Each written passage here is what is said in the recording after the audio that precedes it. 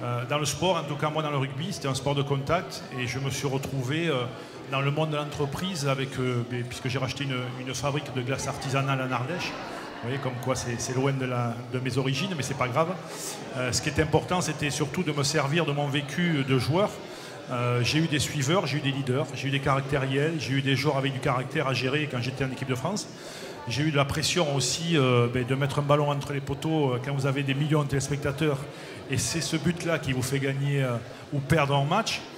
Donc je me suis servi un petit peu de mon passé pour un moment, et puis je ne dirais pas mon parcours, mais qui a été de kinésithérapeute, monter un cabinet kiné en 1992, me retrouver directeur général de Hertz, franchisé, puis après directeur Asie-Pacifique des laboratoires Pierre Fabre, jusqu'à rentrer en France pour des raisons de santé paternelle, et de me retrouver à racheter une entreprise avec le CRA. Voilà, vite fait mon parcours. Et dans toutes mes expériences professionnelles, je me suis servi effectivement de ce qui s'est passé dans le sport et dans le rugby, à savoir l'être humain avant tout. On est dans un monde qui va très vite, de globalisation et à la fois un monde qui va très vite, de décision dans l'urgence. Mais il ne faut pas oublier l'être humain.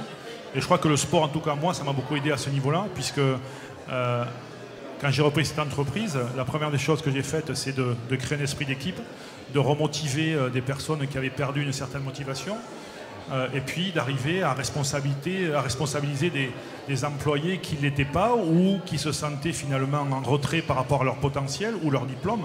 Donc il a fallu faire une analyse des forces en présence, les ressources humaines, c'est la force vive d'une entreprise, et c'est quand même l'être humain.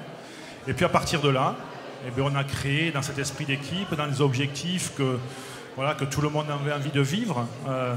Quand moi je mettais un ballon entre les poteaux, si le pilier, la numéro 3 ou numéro 1, il n'allait pas chercher le ballon en se faisant ouvrir la tête parfois parce que l'adversaire lui marchait dessus, s'il ne me donnait pas le ballon, je ne le mettais pas entre les poteaux, on ne gagnait pas le match. Et donc voilà, aujourd'hui je crois que j'ai transféré cet état d'esprit-là dans mon entreprise. Et aujourd'hui, les employés, non seulement ils se sont retrouvés remotivés, on a retrouvé les valeurs naturelles de réussite qui est l'humain. Et puis, ils évoluent, je leur donne les responsabilités, je les fais évoluer d'un poste à un autre aussi parce que la pluriactivité est nécessaire, comme dans quelque part une équipe de rugby. Hein. Vous avez un demi-mêlée qui peut-être va se retrouver à un moment donné arrière parce qu'il y a des blessés et qu'il ne reste plus que lui, donc il va se retrouver à un poste qui n'est pas le sien.